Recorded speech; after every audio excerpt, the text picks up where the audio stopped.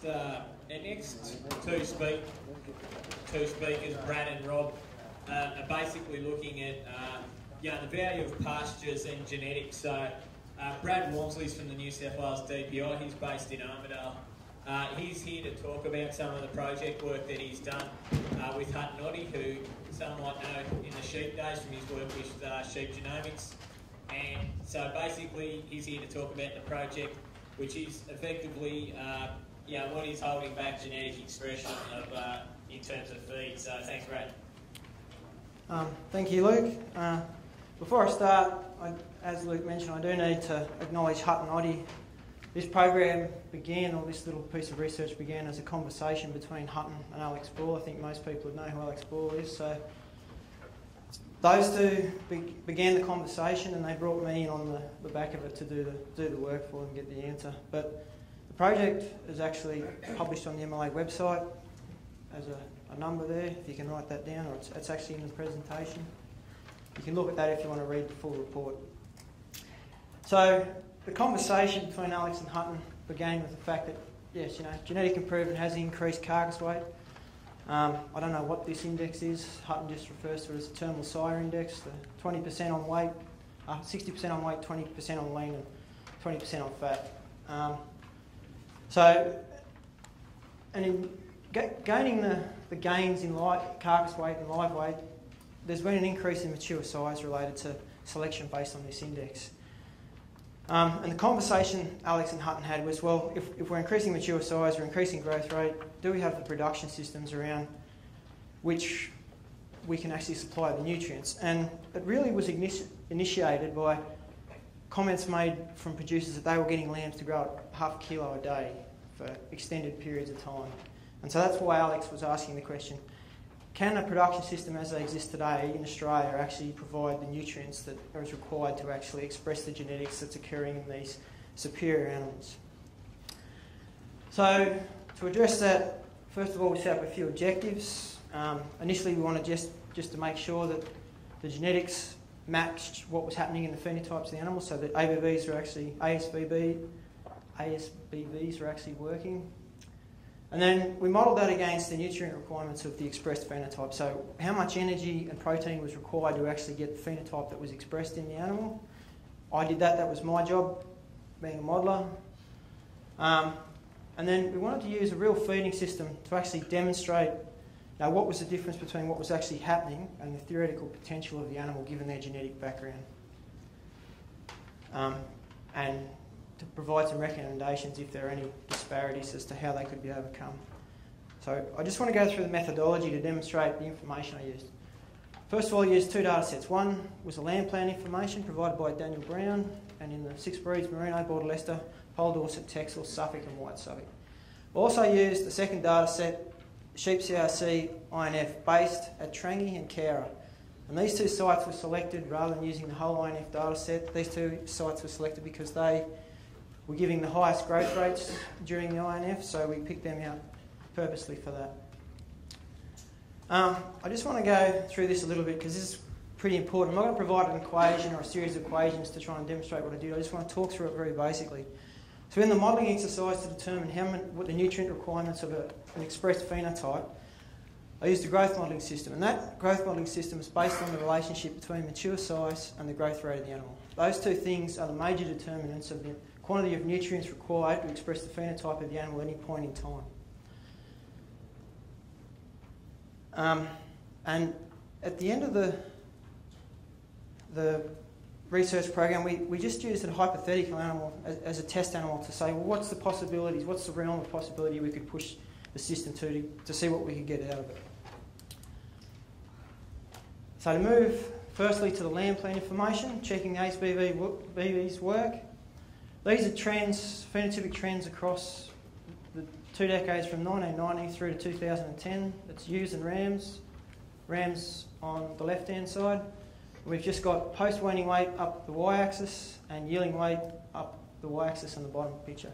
So you can see that even phenotypically, trends are increasing. So the live weight of the animals expressed that you record and put into the LAMBPLAN database is increasing, has increased across those decades, in these 3 breeds at least.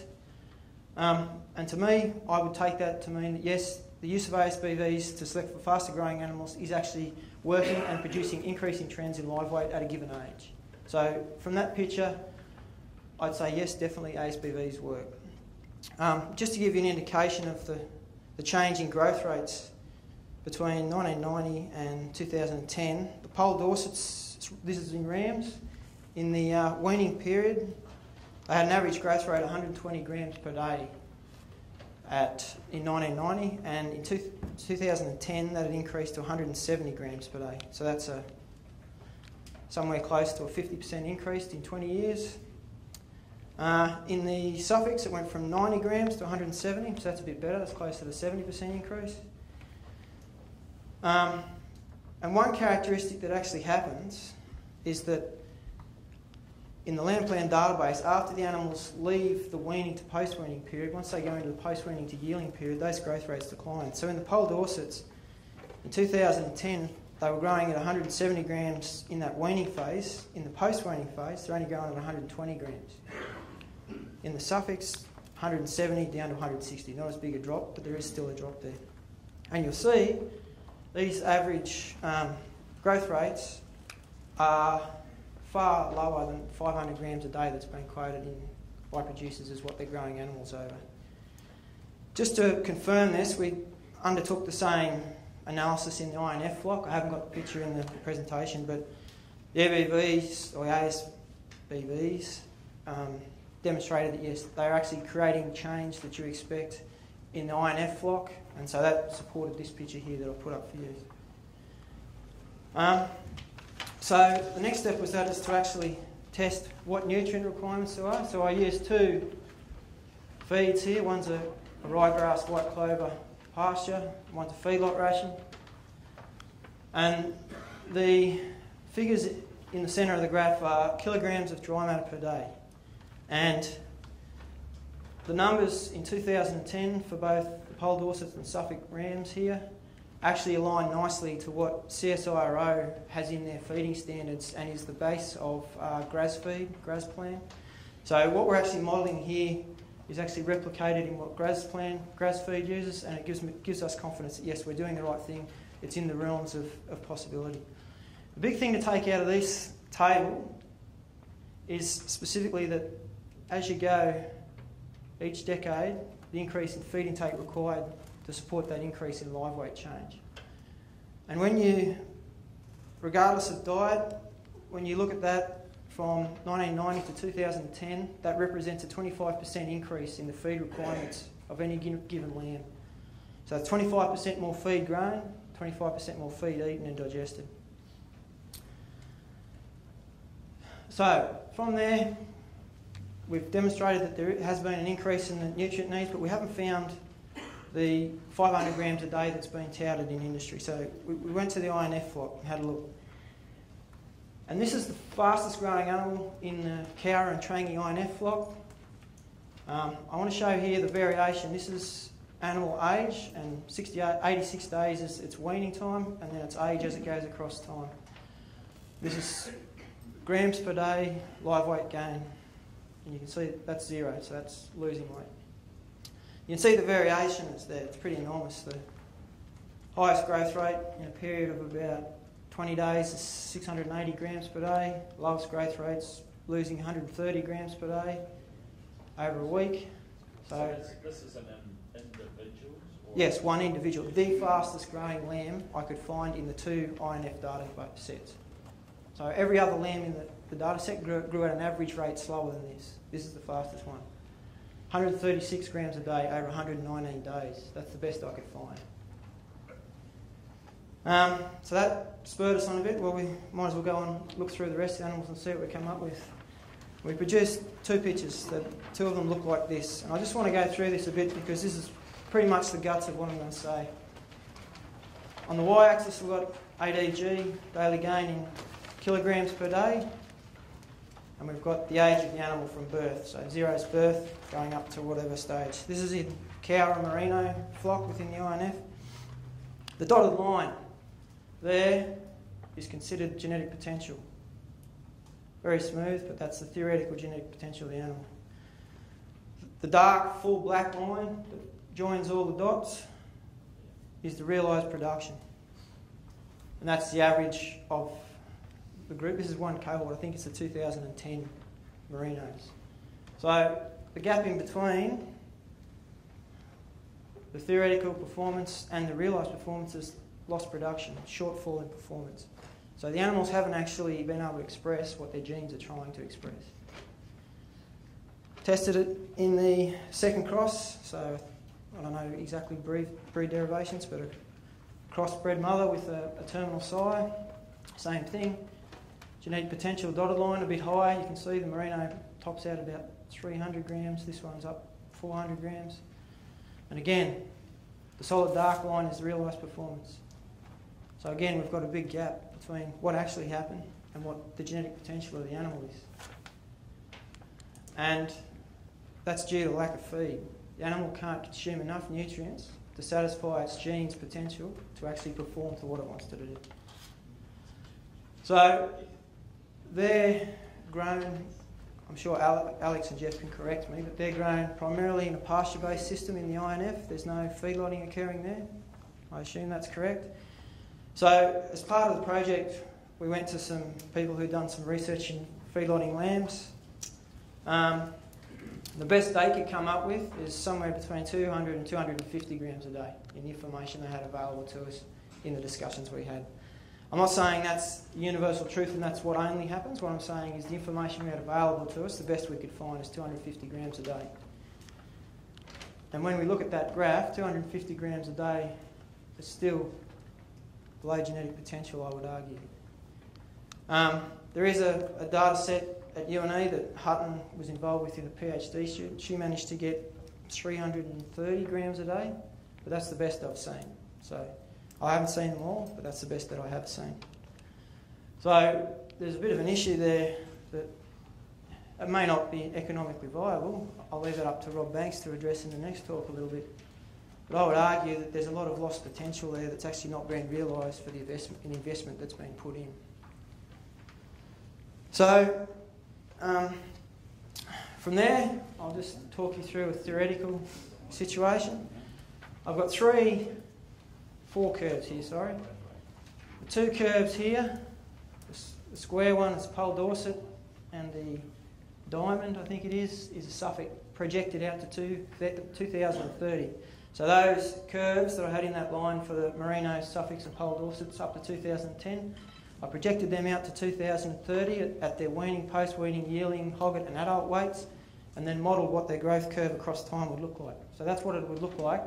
An animal in 2010 follows a trajectory here somewhere.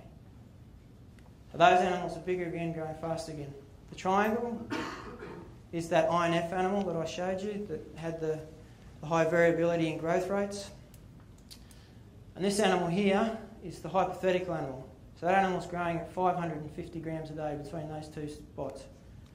You can see there's a huge difference there. Massive difference between these two.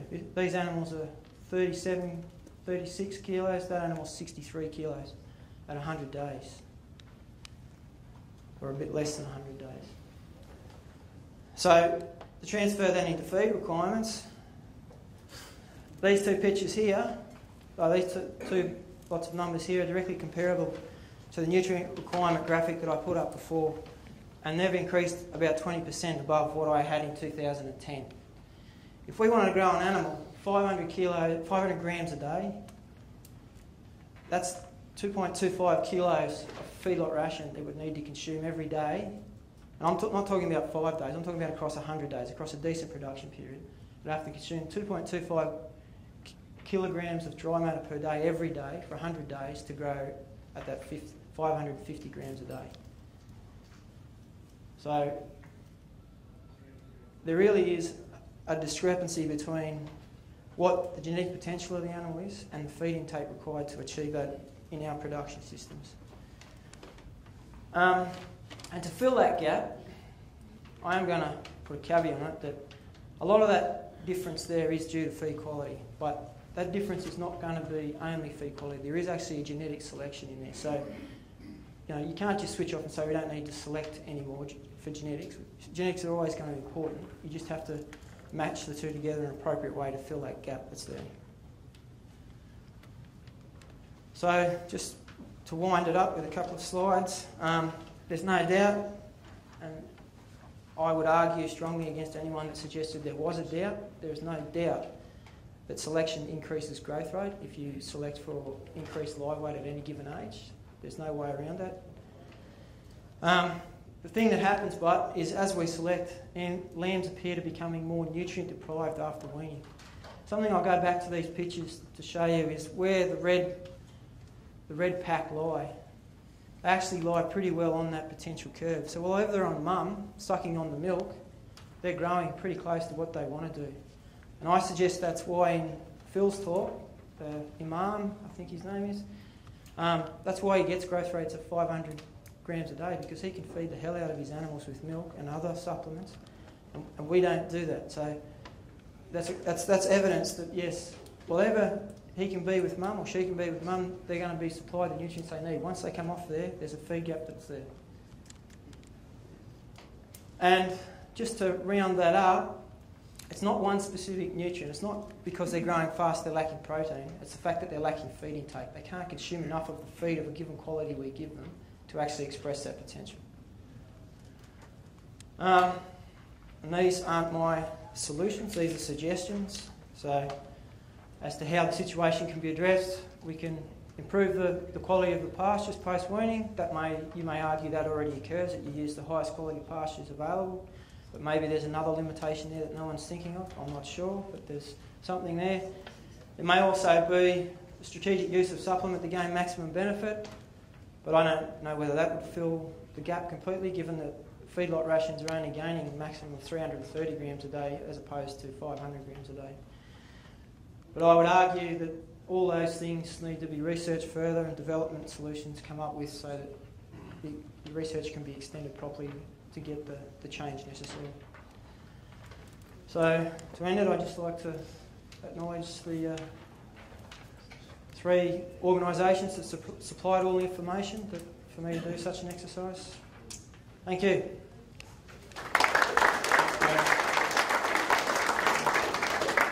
We've got a couple of time for some questions. We'll just go to Nev first.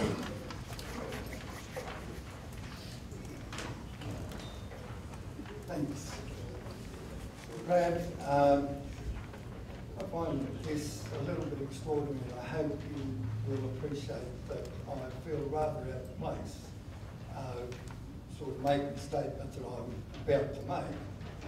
But I've got Merino clients that are able to produce lambs to 20 kilos carcass weight in 15 to 16 weeks.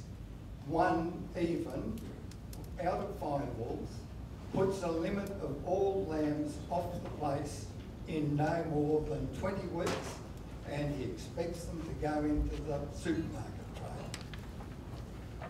And the best we've achieved with Dorsets over second cross is 11 weeks to curfew, 40 kilos live weight. Is that a question or just a statement? Well, I'm just saying, you know, look at the difference between what you're talking about and what's happening out there in the paddock. Yeah, I'm not saying it doesn't. What I'm saying is the information I have available to me, which is from the LAMBPLAN database and from the INF flock, which are the 2 premier research databases in Australia. I don't think there's an argument with that. That the information I got from them says to me that the animals aren't being fed to meet their potential. Now, I'm not saying that's what happens, what you're talking about. There are situations I've heard people say that, and I'm not disputing those situations, but... And I think that's what you need to be realistic of here, is that Brad has had a limited resources to what he's been able to use in his modelling. But if that data was available, we could freely do the same exercise and see if the same answers or a completely different answer came up. Like, I'm open to doing such an exercise if the information's there and available. Steve and then Ash. Thanks. Steve Fines from Danny. Just there's some schools have thought about setting up development up with high starch diets at weaning. Yep. Was the nucleus flock weaned in that manner? I'll have to... I can't answer that question. to one of these three over here. Might be able to answer that, sorry. Ashley White, DPI at Cowra. No, they would have been imprinted prior to weaning, so they could be supplementary fed if needed afterwards. My question, Brad, was the 25% increase in feed intake from 1990 to 2010, Yep. that was just in the lambs, wasn't it? That doesn't account for the whole production system. No, that's just growing lambs. It's Yeah, just growing lambs. It yeah. doesn't account for the fact that the maternal weight has actually increased. No, I haven't. I didn't model beyond those Just growing lambs. growing lambs. Yeah. Thanks, Brad. Any last questions, guys, of Brad? Well, look, if that's the case, guys, once again, put your hands together for Brad.